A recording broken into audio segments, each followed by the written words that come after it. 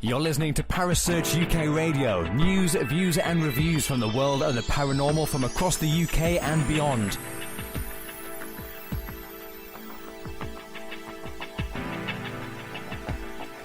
Find us on Facebook, Twitter and the World Wide Web. Parasearch UK Radio.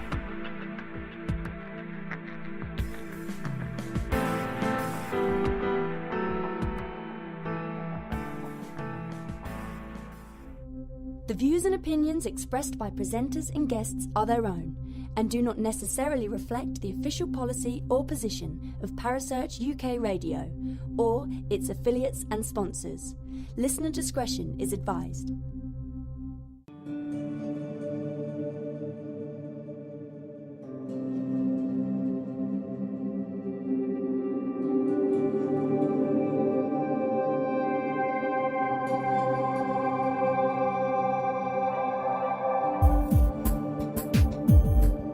You're listening to The Spirit Dimension with your host, Kerry Greenaway, right here on Parasearch Radio.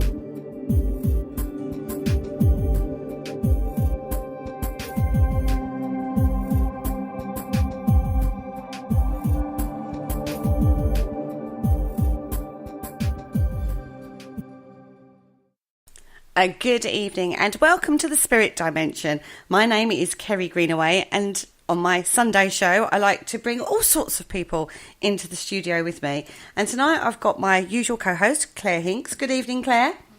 Good evening, Kerry. How are you? I'm fine, thank you. And how are you? I'm fine, thank you. I'm glad to be here, as usual. I'm glad you're here too. I'm glad you made it. I've also got birthday boy, Ashley Knibbs, with us tonight. Good evening, Ashley. Hi, Kerry. Hi, Claire. Happy birthday.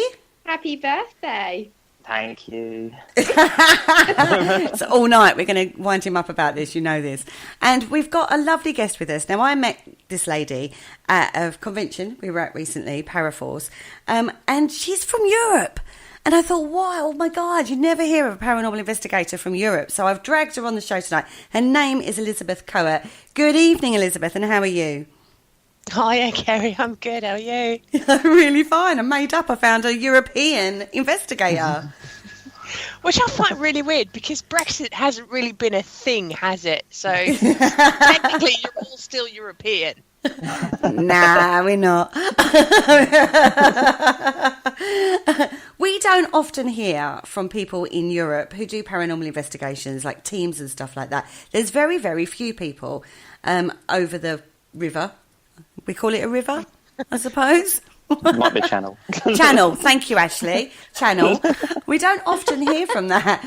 And I don't understand why, because there's some amazing locations over in Europe. I think it has to do with access, mostly, because I know, especially where I'm from in Holland, we're very down to earth, and we try to rationalise things a lot. So it's not really a big thing. And, you know, take Amsterdam, for example, where I'm from.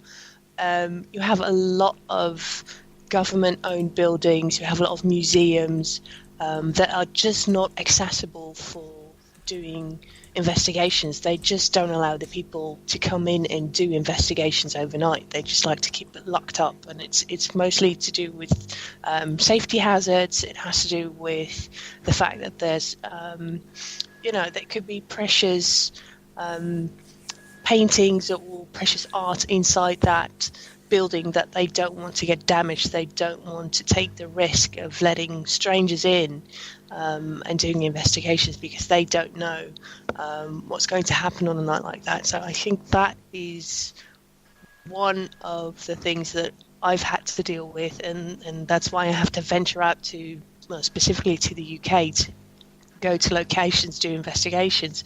It might be the same for other countries in Europe.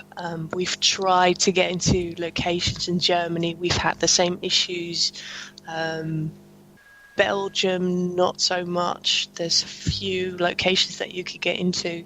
But overall, I think it's more to do with the fact that it's not as common as it is in the UK, whereas the whole of the UK is basically haunted, and they practically invite people to come in to do investigations. We don't have that mindset across the pond. Well, but you have some amazing locations that would be awesome to investigate. That seems such a shame to me. Oh, I know. Don't I know it? I mean, geez. I've got about, I think maybe 20 locations that are on my bucket list that I know that I'll never get into. So, yeah, it's a shame. It is a shame. So let's start from the very beginning with you, Elisabeth. Where did you start with the paranormal? I grew up in a haunted house. Yay! Tell us about that. It was very weird. I was 5 years old when my mum remarried. We went to live with my stepfather in his house, and there was something wrong with that property. And being a 5-year-old, you don't necessarily know what's going on at the time. It starts out with little things. You see, shadow figures. We've had cold spots. We've had, the footsteps on the floor towards areas that wouldn't be where you wouldn't be hearing footsteps. I know we had like a landing close to my door, to my bedroom door, and I would always hear footsteps on those landings, and I would go out and peek through the door and see if there's anyone there, and I couldn't see anyone. I always figured like it was my mum, it was my stepdad, and they weren't around. And there was something negative about that house. It was I can't quite put my finger on it, but I do know that I've vowed to myself that I would never set foot in that place again, and I haven't since I was about 12. But yeah, overall, it wasn't a nice feeling, and I didn't know what was going on until we left, and we moved into another place when my mother and my stepfather got divorced. We moved into an apartment, and there was an entirely different atmosphere. And it wasn't until I was a little bit older, and I do have a sort of a fascination for the paranormal and horror stories, ghost stories, the vampires, werewolves, anything like that. I'm hooked. And I did my fair bit of research, and that's when I figured out like the house that I grew up in wasn't like average. It wasn't normal. There was something going on there. So did your mum and your stepdad feel that at that property, or was that just you? I think they were aware of it to a certain extent, but they mostly ignored it. And also because it was a very volatile relationship, my stepfather wasn't a very nice man. And I think that negativity fed whatever entity was there, just to make things worse. So I think it was a continuous loop that we were in, because of the entity that was there. It fed off the negativity, and then it kind of, I don't know, made it worse, made it keep on going somehow. Yeah. And it wasn't until we left that all the negativity just dropped. Do you know if anybody's had problems in that property since? I wouldn't be able to tell you because I've blocked it out completely. That's fair enough. Just curious, really. Just a little bit of curiosity there, because I was wondering if it was a latent psychic ability that you might have had as a child that made you pick up on that rather than the whole family. So I was just asking a question, really. Well, I've noticed that whenever I'm not focused, whenever I'm tired or, let's say chemically altered, then I do tend to pick up on things easily, rather than just my normal self where I'm just completely shut off. So I think it's kind of a defense mechanism that I've built up over the years, where I block everything out, and it's not until I'm I wouldn't say defenseless, but when my walls are down, that I tend to pick up on things, just like when I was a kid. Mm. Is it something you're going to try to do more of, is break down these blocks? I really want to, because I really want to control it, and I want to be able to, I don't know, open myself up a little bit more, but at the same time, I want to do it in like a safe environment. I don't want anything bad to happen to me. So I would say, I would want to learn more and open up more, but I also want to be able to protect myself before I go into a location unarmed, as it were. Claire, have you got any advice on this for people? Well, I've just written down protection. As before you even said it, I was thinking you need to protect yourself. Yes. So yes, I would say. I mean, if you don't know how to do it, you start with grounding, and you start by asking for protection. Put a protection bubble. Visualize a nice protection bubble around yourself. Keeps you safe when you go into places where things are gonna be going on. Energy, unknown energy, particularly if you're sensitive, you need to make a habit of doing that, because you can pick up all sorts of funny things. Ashley, Okay, yeah. your thoughts on this particular subject? On this particular subject, I don't disagree. To be fair, I know everyone always labels me with that whole sciencey type thing, and I'm supposed to go, no, don't do that. But I don't disagree. Actually, I think belief and understanding. If you have that mindset that there is a belief part of the intention there, then I think if you go through the whole process of protection and stuff like that, it can present that initial sort of protection, if you like, to yourself. Anyway, so it's not. I don't disagree with Claire, and I don't disagree with protection or anything like that, or approaching things from that sort of angle. I think there's a bigger picture to it, but I think it's important to follow those processes if they what's the right word in here? If they touch on your belief system, because in that way you feel that you're protected and you've created that correct protection, and you can sort of recover that sort of situation. I think if you feel that you're a sensitive, by sensitive I mean aware of spirit, energy, medium, whatever you are. If you believe that you have that sensitivity going on, then you need to believe that you can protect yourself as well. Exactly. Yeah, no, totally agree with that. Wow, we were agreeing. What's wrong with that? Oh, blimey. It's probably because it's his birthday. He's in a good mood. So, Elisabeth, yeah, that's probably what it is. Do you think you've become... I know you feel blocked since your earlier experiences. Do you think you've actually opened up and become more sensitive since you've been investigating? Oh, definitely, yeah. It's just that because you go on... I've been on more investigations over the past few years, so it was bound to happen that I would open up more, or usually when I go to investigations, it's usually tied up with like an entire weekend away or a convention or anything like that. So I'm bound to be a little bit more tight than usual. So my walls are already a bit down. Mm-hmm. And I think that Ashley can confirm this. I've actually had an experience last year with Ashley doing an investigation at, what was it? Warwick. Warwick Castle.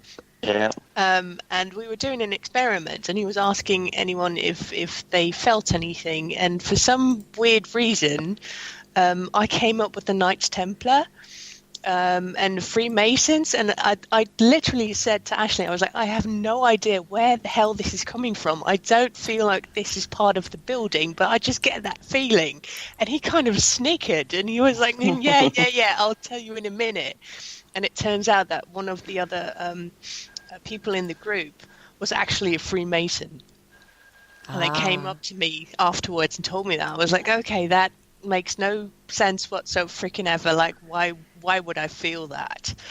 But yeah, it's something that just, I don't know, I need to focus on a bit more. Just to give Liz a bit more clarity there, the Freemason wasn't just a Freemason; they were a Knights Templar Freemason. So it wasn't just you got both boxes. I got ticked both. on that, right? Yeah. Yeah. So that's why I was thinking, because it was for me and the way I do things, and both you know how I do things and what I research into. It was fascinating because it wasn't related to the build or anything like that, but the fact to pick up that piece of information, which isn't something that particular person broadcasts either. So I thought was really good. To be fair. Aw, thanks. This is definitely a side of you that you need to explore a little further, I feel, Elisabeth. Yeah. I think you do, yeah, definitely. And you know somebody who can help you as well, which is Clare. Which is great. Well, I was just going to chip in and say, it sounds as though you had your early experience kind of shut you down because you were a little bit afraid of it before it even got going. Would that be right? Yeah. Yep.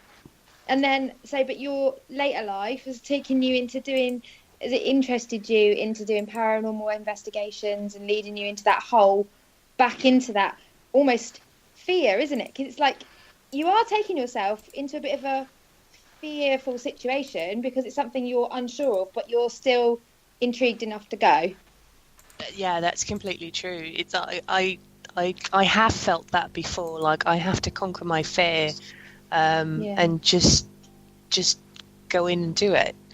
And I've had some negative experiences with provoking as well. When I was younger, we were a bit stupid, and that led to a very, very nasty experience where I basically got pushed down a flight of stairs, and that also made me feel like I didn't want to get involved anymore. Do you know what though? I feel like I know everything happens for a reason, right? So these things have happened to you because they put you in a cautionary place now. So you bounce back to want to do it and to want to explore that side of yourself a bit more, which is brilliant. But you're going to do it with caution. So you're going to, you just need to make sure that you do the right protection and, just do things in a secure manner rather than, like you say, like provoking. Don't provoke. No. Well, that's the thing that even with provoking, I've now managed to find a way in which I'm comfortable with it. So it's not like provoking, like yelling or slamming doors or anything like that. It's more like controlled. It's controlled provoking. It's more like, you know what? I came all the way down here to see you and to talk to you, and you're not giving me anything. I'm so disappointed. Like, why won't you talk to me? More in a fashion where I'm not being insulting, I'm not swearing, I'm not yelling, but I'm just letting it know that, I'm here for you and you're not giving me anything, and I'm really disappointed with that. That sort of provoking, that's the level that I'm comfortable with. That's good. I agree. Yeah, I agree with that. It's a prompting, like opening that door to say, I'm here to hear your story, rather than, will you just effing talk to me? There's a complete difference in approach, isn't there? There is, yeah. And I don't buy into the swearing and shouting and carrying on it. I wouldn't do that to a person, so why would I think of doing that to a spirit, I mean, it's disrespectful, but just look at it this way. Spirits are humans. Yeah. I mean, most of the time, these are just ordinary people. They're not alive anymore, but they're still people. So you have to approach them how you want to be approached yourself.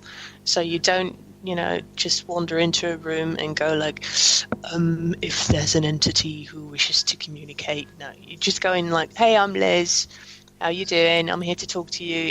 If you want, that's fine. I've got a little machine here that can record your voice, and that will be awesome. Blah blah blah. You just carry on with the natural conversation instead of like doing anything that's abnormal. Like if I were to step up to a cute guy, I wouldn't be like, I would very much like to communicate with you. No. You'd be like, Well, that's an approach I haven't tried before. That's a pickup line that won't work. Trust So she's like, oh no. So You've had that happen, have you, actually? So, not yet. have you with that? I'd like to communicate with you. So, Elisabeth, is it any different investigating in Europe to how we do it in the UK? Because you do both. So is there any approaches that you do in Europe that we don't seem to do in the UK? Or is it very similar? Actually, it has to do with personality more than anything, because I've done investigations in America as well.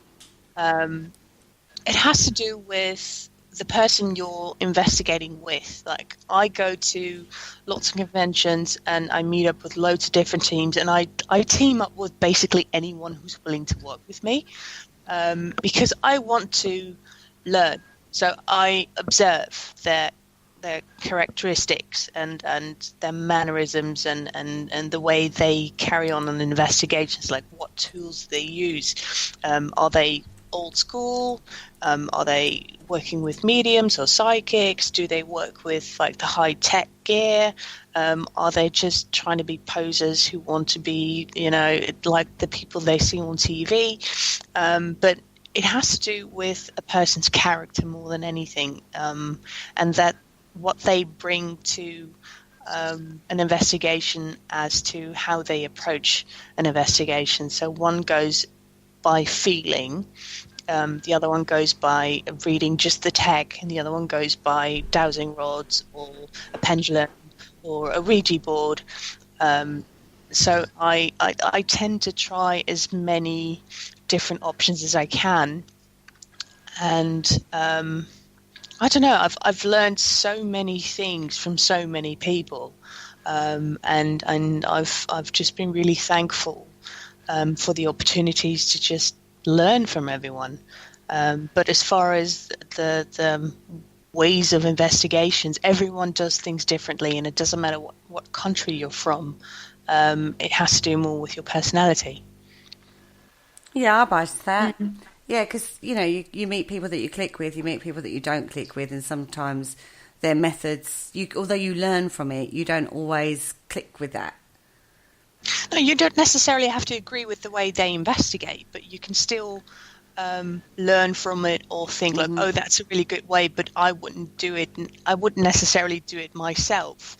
As for, the provoking thing, I've been on investigations where I tried provoking in a very aggressive manner, and that's where I knew, like, that's not the approach that I would take. That's not the way I want to do it, and I felt really uncomfortable. And then I started thinking, like, if I had to provoke, what would be a good way of provoking without making me feel uncomfortable? And that's how I came up with my own solution. Same thing as we went on a paranormal cruise a couple of years ago. There was this one medium who sat at the table, and he did like a seance type of thing. And at one point he invited, he basically opened up the portal to just about anything. So whether it be positive or negative, he didn't matter. And I thought that was a grave mistake, because he was sitting at a table with all these inexperienced people. And what if something negative had come through that could have done some damage? Like, he was protected because he protected himself, but what about everyone else in the room? And I thought that was really careless of him. And that made me realize, like, okay, I don't want to work with a person who is willing to jeopardize my safety. No, I agree with that as well. Yeah. Yeah, that makes sense to me. I wouldn't be happy with somebody who was irresponsible. We talk about responsibility quite a lot. It's responsibility of self. But if you're with other people who are inexperienced, you have a responsibility to them as well. So, yeah, I agree with you there. Ashley? Definitely. Sorry? Yeah. No, I agree. I agree. I mean, I was just thinking about all that was said there, actually. The fact that Liz has probably done a few things that I've done as well, where you work with loads of different groups and get different ideas and different ways of working. I think it's brilliant. I mean, I started off working in one team, but then when I started working with loads of different teams, I soon realised that that's a much better way of working, because you you do learn a hell of a lot, and very quickly as well. And you also find, like Liz says, what you're comfortable with doing and what you're not comfortable with doing, which is brilliant. I think that's probably would be wise for quite a lot of people to try that. Provoking and doing things like that make you uncomfortable. Yeah. Again, it goes back to the process sort of thing. It's if one person's doing it because they feel comfortable doing it, but a load of inexperienced people are sat around the table, then yeah, it can. You're possibly opening up a situation where anything could happen, because we don't know what's possible at this point, do we? No, we don't. No, we don't. So where have you... Because you've done some amazing locations, Elisabeth. Tell us just some of the locations you've done. Start with Europe first, because I know you've done America and the UK, but let's start with Europe. Where have you investigated in Europe? Well, there were a couple of forts in Holland that I did. There was a town in Belgium, and basically it's kind of a ghost town. It used to be next to a nuclear plant that was closed down, and because the plant was closed down, everyone that lived nearby was out of a job, and they sort of left. So the entire town it's still standing, but there are all these vacant properties, all these vacant houses that you could just walk into and investigate. And it's really interesting. I think that the most interesting thing was because we brought our equipment, and there's still like major electricity poles that are across like half the town. And the funny thing is that they're still active. So if you were to go walk underneath it with like any type of like K2 meter or anything that picks up on EMF, it would spike like you wouldn't believe. And if you're in a house and you don't know what you're looking for, you're like, oh, I just got a major spike in the middle of the room.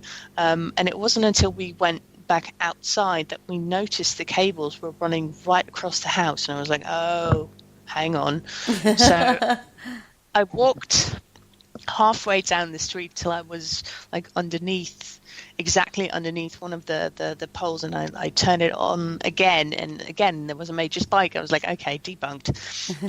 Whereas as first we got all excited. We were like, oh wow, it's the middle of the room, like where's the electricity coming from? This must be paranormal. No, it wasn't. I think we've all done a bit of that, though, haven't we? Yeah. Yes, loads and loads of amazing graffiti. So if you're not there for a paranormal investigation, just go for the graffiti, because it's mind blowing. Let's see what else. I have to think now. Italy. Not so much Italy. It was Malta, which is an island off the coast of Italy. We did an investigation there in an old building, which was actually pretty awesome.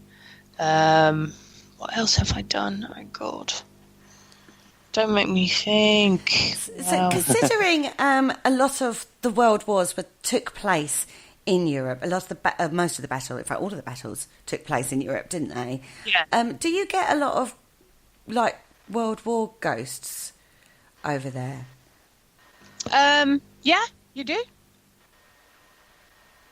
Do you do like I don't know, what would you call them? The battlegrounds? What's the thoughts on that over there? I don't think I've ever been to like a proper battleground. But of course, if you look at the fortresses, they were used by the military and also by the soldiers to replenish or to stand guard or to imprison any type of, I don't know, people who were against whatever. I think that one of the fortresses was actually occupied by German Nazis at one point, and they did hold prisoners captive there. And you do get I don't know, I'd say residual energy from that. I remember when we did one investigation in a fort, and we were trying out some new equipment that had the Connect software, I don't know if you know what that is, but basically it's made up from, I think it is like Xbox games or anything like that, but you can modify the software to create stick figures. Yeah. So basically any energy that's kind of off that will reproduce a stick figure that is supposed to represent an entity of some sort or a ghost. And we did actually have a few really interesting results with that. We were in a fort, and there was, by the entranceway, the founder of the group, he said that he could see a soldier standing against the wall. And then we pointed the Kinect camera to it, and you could actually see a stick figure standing against the wall. And I walked behind him, and I saw it on the screen. And me being the ditz that I am, I waved at it and went like, "Hi!" Lo and behold, the stick figure waved back, and I was like, "Holy fuck!" I got totally excited. It's really funny that you should say that, because I haven't done very much investigating, but one of the occasions that I went to Bodmin Jail, we had one of those. It was awesome. Isn't it amazing? It is. I do remember. It was like so real. It's basically like you've finally got some sort of visual proof, because I've always envied like the mediums that actually can see apparitions and they can see, people as clear as day.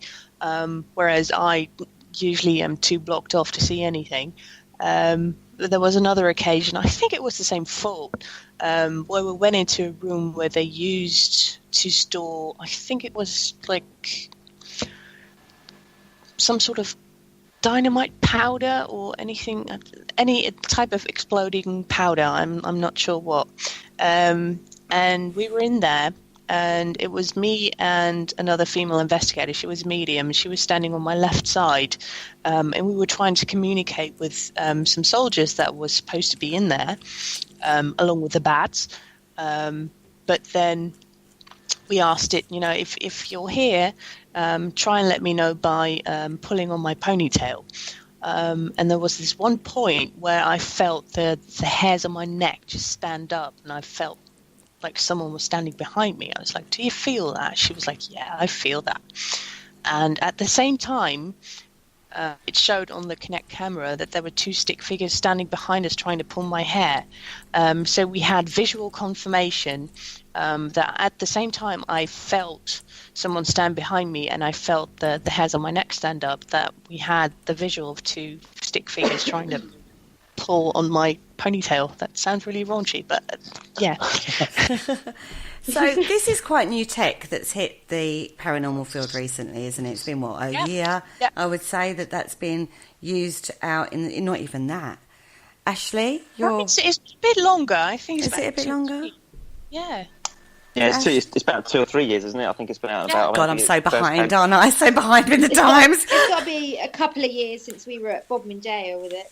Okay, yeah, so what do we think of that, Ashley?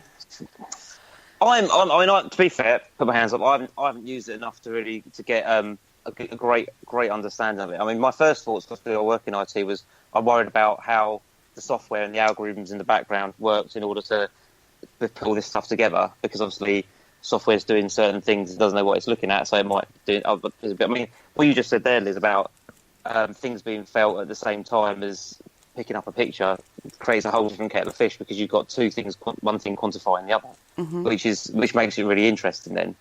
And that's what we look for, isn't it, when we investigate? We look for multiple things that are happening at the same time, and we can quantify either with EMF, temperature, the visual representation from the Kinect thing, or ourselves as a physical person, sort of like picking up things whether it's cold or hot or anything like that as well. So I'm interested probably to do more with that, to be fair. I probably should do more with that particular piece of kit. And I have seen on occasions where things have come up, but then I've also seen on occasions where it's a bit dubious as well. So I think there's probably more development to do in that area. But I think it's a great little bit of kit. Like Liz says, it gives you that visualization of something that sometimes I can't see because I'm about as sensitive as a brick. So yeah, I don't think so. But that's a story for another day. So that's pretty much Europe. What about America? Because you've done some amazing locations. Oh my gosh, you do so much. So what about America? Again, with America, you have some really, really good locations in America that you can go and visit, and they're quite open to it. I think over the past few years, though, that they've tried to take a little bit more advantage of paranormal teams that try and go into a location because of the pricing that has gone up quite a bit in the past few years. I think that's such a shame because they're trying to make money off of it's basically like a form of tourism now, where you can just go into a location if you have the right amount of money. But having said that, there's still loads of investigations. There's still loads of places that I still want to investigate that are still on my bucket list, because I haven't done really much in America. I've done just a few, and there's so many out there. There is. America's quite vast. It's a big country. I always forget distances. So when I talk to American guests, I always forget how far. Like, they think nothing of doing like 5 or 6 hours travel to an investigation. Well, we can get to like the other side of the country in the UK in 5 or 6 hours. You know what I mean? Yeah, basically, yeah. And I forget just this. Like, road trip. That's just in the next like state. You know what I mean? Yeah. I always forget distances. So whereabouts exactly have you done in America? I'm trying to remember, but I really can't. So you've done so many. You can't even remember where you've investigated. I'm really bad. I know we've done loads of stuff in New Orleans, and then there was... Jealous. I know. That's on the bucket list, isn't it, New Orleans? Yeah. I have to tell you, the weirdest story, and I'm trying to think of the name of the house. I think it was Madame LaLaurie's house, but I'm not sure. She was a serial killer who killed off all her slaves. I'm not sure if I'm thinking of the right woman, but it's a corner house, and it's right smack in the middle of New Orleans Center. And we went I went on a ghost tour, and we went by the house. She told the entire story and everything that went on in there, and I got this really nasty vibe of that house, and I just couldn't stop taking pictures of it. And we were supposed to be doing another investigation at around 11 o'clock somewhere else, about 5 blocks further down. So once I was through with the ghost tour, I figured, okay, I've got about an hour and a half before I have to get back to the other place for the investigation that we were doing.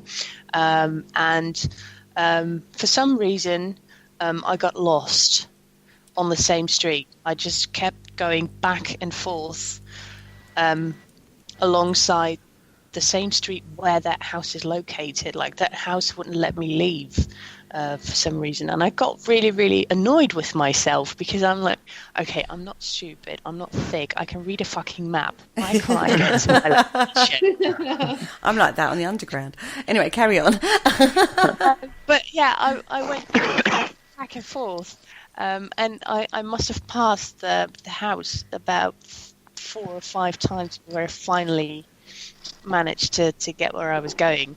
And every time I passed the house, I got chills just down my spine. Like, okay, it's not good. This is not good. I have to get out. I have to get away from here.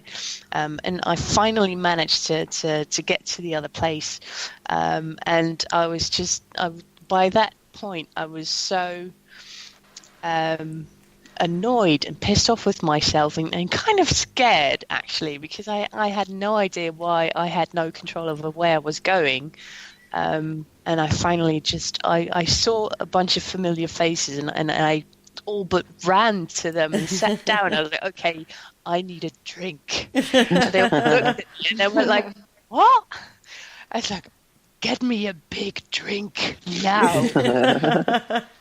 I'm like that every night. No, New Orleans is definitely on my bucket list. There's so many places in New Orleans that I'd like to visit. And every time I hear someone's been there, I'm not always like, what was it like? Is it like ghosts on every corner? Yes, it is. There's so much energy. It's just like, I can't even describe it. Like, even to someone like me who has the sensitivity of a brick, like, you can't help it. You just feel it everywhere. I think that the entire city is it's so active. Even the graveyards, it's insane. And I've never felt that much energy anywhere in the world. It's just, you have to go there. It's like the Mecca for paranormal investigating. It's completely amazing. Okay, Ashley, that's definitely on the bucket list. I was going to say that's definitely on the bucket list now. It's gone up the list. Yeah. So I've had a really fun investigation. We did a tour with a lady called Bloody Mary, and she actually takes people to her own house, where she believes she has like a portal or a vortex going, where spirits just go in and out, in and out. Now, the thing was, New Orleans, you know, you have a lot of bars, a lot of alcohol. We had a pre-meet and a pre-drink before we went on the investigation. Now, I have to tell you, I didn't have anything to eat that day. And my good buddy, Uncle Frank Sinelli, who's also known as Dr. Spectre, he decided to buy me a drink beforehand. And I was like, okay. He's like, what do you want? And I said something that you should never say to Frank, which was, surprise me. Yeah, don't say that. You do not tell him to do that. Anyway, he came back with the big, the big gulp cups. They like huge. This big plastic cup, and it had a drink in it and a straw. I was like, okay. So I took a sip. And I was like, oh, this Red Bull's not that bad. I take another sip. It was straight on Patron. It was like 95% Patron tequila with like a dash of Red Bull. And that drink was given a very unusual name, which I'm not going to say on air. Okay. Okay.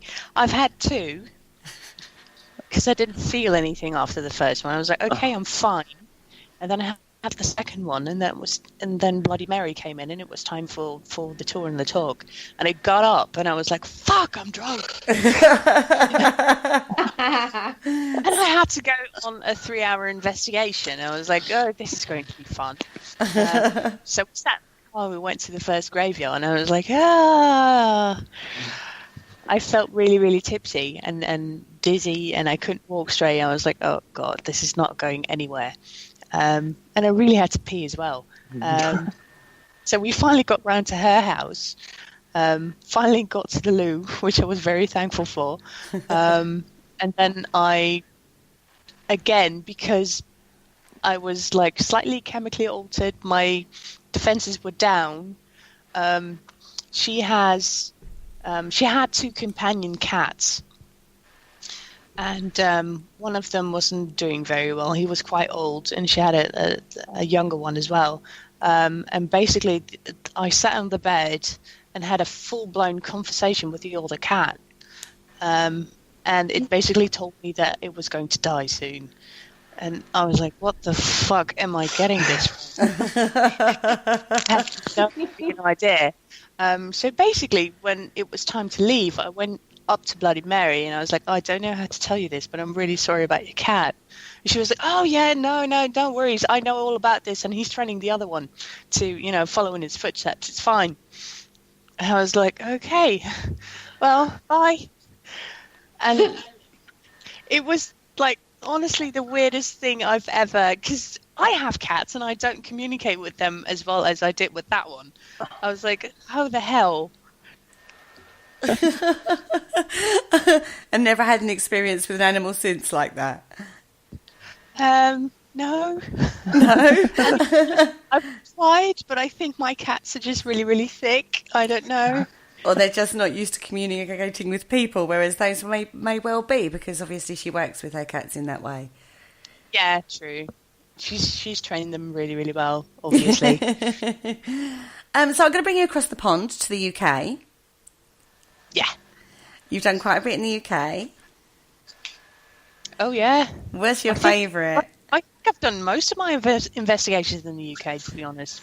What's been your favourite? Because I know you're a huge follower of Sage, aren't you? You go to the Sage Paracon every year. Oh, yeah. MJ's my sister from another mister. Yeah. I know you love that. Is Warwick one of your favourite places then? Yes, it is. But obviously, it's a castle. It's a freaking castle. Who doesn't want to investigate a freaking castle? Come on. That's very true. It's amazing. So yeah, I was really excited to go back there. It was the first time we went. It was quite a lot of fun, and then the second time round, I had even more fun. So, and I think the way that it was set up, she did both years. She did it the same way. So she had a few guest speakers do different locations throughout the entire castle. So you would do a kind of a rotation bit where you would put into a group, and every group would rotate every 30 to 40 to 50 minutes. I don't remember how long it was. So you got a chance to investigate different locations of the castle with different people. Mm-hmm. And again, that's what I really like, because you can pick up on different people doing different things on their own way. So yeah, you get a lot of impressions, a lot of experiences, and we do get a lot of responses as well. So I was really pleased, because you don't always get good results when you're doing an investigation. Most of the time, 90% of the time, you just sit there in the dark, with your equipment, and nothing happens. Mm-hmm. Nothing goes off, and you're just like, okay, what the hell am I doing here? It's this place isn't haunted. Yeah, it's true that. Now, Claire and Ashley, you were at Sage this year as well, weren't you, with Elisabeth? Yes, we were. Yes, yep. Yes, we were. Claire played with the Ouija board. Yes, I did. Well, we did. We all had a go. Most of us had a go, actually. It was good. It was really good.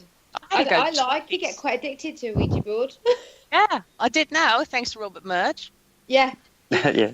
Well, I think we can all say that, to be fair. Yeah. He knows what he's on about. I don't know if you remember, MJ got the pink Ouija board for her birthday. And we took it into the hotel across the street from where she lives, because we had a few guests that were staying there, and we actually did a paranormal investigation in one of the rooms. We had a pajama / slumber party / paranormal investigation going on with the pink Ouija board. We've seen the photos. Yeah. That's one thing I was going to ask you, actually, Elisabeth, because you take a pretty damn good photo, don't you? Huh?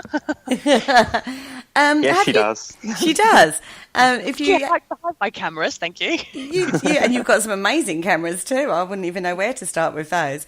Now, have you caught anything on one of your pictures that you found unusual, shall we say, rather than paranormal? Funny thing was, I actually did in Australia once. Now I have to think, that was about 15 years ago. I went to Sydney to visit one of my friends who was living there at the time. And because she had to work, I was there for about a fortnight, she had to work some nights, so I was kind of left to fend for myself. And they had these ghost walks, and I was like, oh, well, that sounds like fun. And they had two different ones. One on the north side and one on the south side of the centre of Sydney, which is basically the oldest part of Sydney. And we went through different locations, and I had like this very simple digital camera.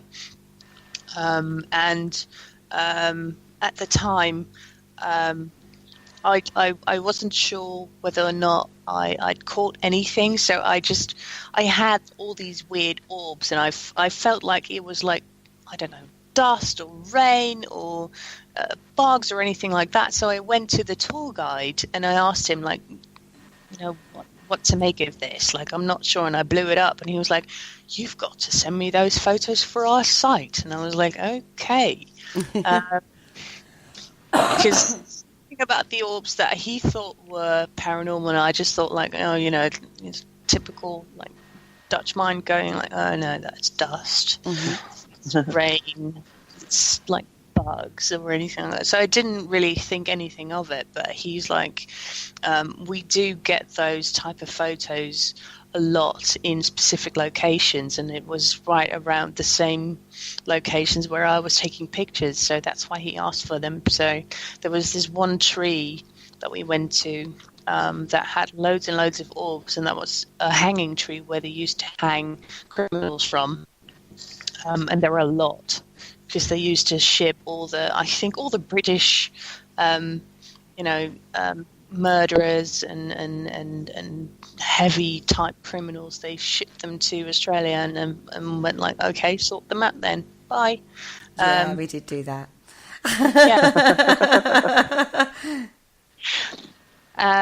So yeah, and it was also the one of the locations where I actually saw a full-bodied apparition, and I didn't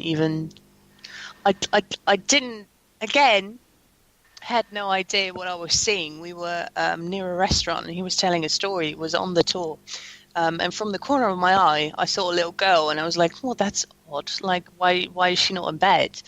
So, and the restaurant was closed. I was like, "Oh, maybe she's lost or anything, or where would the parents be?" So again, I went to the manager of the restaurant, who was standing by the side. I was like, "Who's that little girl with? Like, is she yours? Is she lost?" And he was like, "What little girl?" I was like, "There was a little girl over there with brown hair and in the white dress and blah, blah, blah. About, I don't know, 6 years old." It was like, "Oh no, that's the resident ghost." And again, I felt like, "Oh, you're shitting me with this." He didn't even blink. He was like, "Oh no, that's our residential ghost." And I'm like, okay. If you don't mind me saying, Liz, I think that you underestimate yourself rather a lot. I was just thinking that. Earlier on you said, "Oh, I'd love to be one of those mediums that could see apparitions and all this stuff." And now you're just telling us that you saw an apparition. I did, but I was unaware of the fact that it was an apparition. But that's the best way, because you don't even realise. Yeah, I know, but it's like, if I were, that, like, wouldn't I be able to see more? Or am I trying to protect myself by closing off too much? I think you obviously, when you think about it too hard. So you try too hard. Mm-hmm. Yeah. It sounds to me like the more you don't think about it, and the more you go with the flow, the better it is. Yeah. That's what it does, doesn't it? Yeah. I've that frustration on investigations where people around me have seen things, or they sense things, and I just look around and I was like, what the hell are you looking at? I don't see a bloody thing, and I'm trying really, really hard, and I try to focus and nothing happening, and I get really, really frustrated, like, how come you get to see them and I don't? Yeah I do know what that's like. So do I. It's like something in the back of my mind goes like, I know you can do this, you've done this before, I know you can do it, and like, why can't I do it now? How can I do it on command? Exactly. How can I just, like, flip a switch? I'm one of these that's really unobservant. So somebody will say, "Oh God, did you see that?" And I'll be like, "What? What? What was that? Did you see that dancing ghost that just danced across the parapet?" No. I saw the bat that flew across in front of me, but I didn't see that. And that's a common thing, though, isn't it? Do you not think? It's more common than people realise, I think. It's where you'll get one person will see something come, but others won't. And then that always raises the question about if they saw something at all. So it's a weird thing, isn't it? I mean, I've had it before as well. In Kelvin Hatch, I saw an apparition there, but no one else saw it at the same time. It was all literally in close proximity to each other, almost looking in the same direction as well. But because my field of vision was different from theirs, I guess I saw something different. So it's always that weird kind of scenario, isn't it? And I think, from Liz, from your perspective, I think it does sound like Claire says. If you're more relaxed to the fact and not trying so hard, you might be the time when you pick up things more. And when you're in an investigation, the first thing you probably do, what I know I do, is you try and look for something specific, aren't you? So you're not in that. It's like you go there and go, I'm going to investigate. I'm going to find a ghost. And you that's what I do. Zone, don't you? Yeah. Maybe we should just get absolutely rat-assed before we go on investigation. So we're all relaxed. We're all like, our defences are all down, and then we might start seeing some stuff. All together. Call it an experiment, it's fine. Yeah, we'll call it an experiment. How does that sound, guys? We'll get the recipe for the drink that she had that Elisabeth had in New Orleans. I wouldn't recommend it, no. I won't even cope. There's a reason we gave it a really bad name. So, Elisabeth, you've done so many amazing locations. What's left on your bucket list? Is there anything left on your bucket list that you want to do? Tons. Just off the top of my head, I'd like to go to Pavelia Island, the catacombs in Paris. I'd like to go to Shannon Hotel. I'd like to go to the Midway Hotel, Lizzie Borden bed and breakfast. Yeah, I've got a vast list of places I still want to go. There's this insane asylum that's been closed down for many, many years here in Holland that I desperately want to get into. But yeah, I've got a few things left on my list, definitely. Buckingham Palace would be a good one. Queen Mary, Queen Elizabeth, the boats.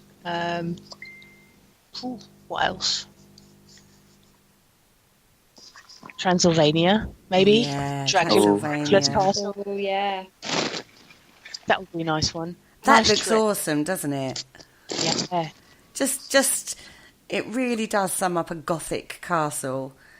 I mean, you can actually book a room and stay there for the weekend. They do all sorts of things, and they do weddings and everything like that. Do they? You could just you could book a room and just do an investigation. Find a husband to be now. Just so you can have a wedding. Just so I can get married to Just so you can have a wedding at the Transylvania, yeah. And invite all my paranormal friends. And actually, just fuck it. Let's just have a paranormal investigation there. Sod the wedding. Fair, that would be my ideal wedding. Would it? Yeah, it would. That would be so cool, wouldn't it? And you'd all have to dress up in costume, obviously. I know, vampire wedding. Yeah. It's giving me ideas now. That would be awesome. Well, yeah. I need a husband. Yeah, we need to get husbands, Elisabeth. Oh, excuse me. Anyway, we're nearly at the end of the show. So quickly, Ashley, bucket list for next year. What's on your list for next year? Try and get to some of the conventions that are going on probably around the UK, and a lot more investigations and bits and pieces to do. Other than that, yeah, I'm not really creating the bucket list for next year, but all those places that Liz just reeled off sound fantastic, and I want to get some of them as well, to be fair. That'd be good. I do love sound awesome. And Claire, next year for you, what's on your bucket list for next year? 40 things, Kerry. I know. I know. 40? She's 40 next year. My 40th. So I'm writing a 40 bucket list. So yeah, I'm up with the list.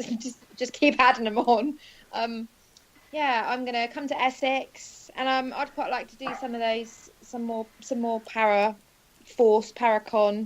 I'm going to be involved with the Paracon, hopefully again with M-Day next year. I'm just grabbing every opportunity that comes my way lately. So yeah, whatever they want to chuck at me. And Elisabeth, What are you doing next year? You coming to the UK again for the Paracons? I will be coming over for the Sage Paranormal Con, of course, and I also will doing the cruise that MJ is setting up, the Sage Para Cruise that takes us through Italy and Greece, and I think another country which I can't remember right now, but that should be loads of fun. I think you're dead right there. Tickets are on sale for all of the Paracons for next year already. So if you are interested, then go to the various sites. That's Paraforce, Sage Paracon. I think Living Paranormal are doing one. I even heard of one going off down in Blackpool. I can't remember the name of it off the top of my head. I've got to look into that a little bit more. But there's definitely more and more starting to appear in the UK now, which is a great thing, isn't it? America's got hundreds. We've only got a couple, and they're absolutely amazing. We had a great time last year. I only did one last year. You did the two back to back, didn't you, Elisabeth? Yeah. He was absolutely exhausted by the time we all finished. Yep. Anyway, on that note, guys, we've actually come to the end of the show. Thank you so much, Claire and Ashley, for joining me. You're welcome. Thank you so much, Elisabeth, for coming on. It's been absolutely fascinating listening to your paranormal journey. So thank you, guys. Thank you for having me. Thank you, Kerry. Now, next week on Parasearch, we have shows going out every night of the week as normal. Tomorrow night, we've got the Parasearch UK radio show. That's all about poltergeists. We did that last Thursday, and I think I blew the Americans' minds a little bit on that one, so definitely check that one out tomorrow night. Our lovely Paul Rook is back in the house on Tuesday with his paranormal concept, thank goodness. And we are talking with ghost hunts. We're talking ghost hunts with Mark Pritchard. Drag that out the memory banks there. And on Wednesday, Haunted Histories is looking at Doncaster Air Museum. On Thursday, we have the KTPF Reload Show. And on Friday, the Dark Mirror Show is looking at ghost animals. And we may even be talking about a little mongoose that talks, being as it's been so prominent in my life recently. Good old Jeff. Good old Geff. Yeah, Jeff, Geff, whatever we want to call him. On Sunday next week, I will be talking to Dark Arts Paranormal and listening to all about their paranormal journey. And on that note, I bid you all a very, very farewell. Thank you for joining me, and we'll see you next week. Thank you for listening. Don't forget to join us for more shows throughout the week. Find us on Facebook, Twitter, and the World Wide Web to keep up to date with all the shows right here on Parasearch Radio.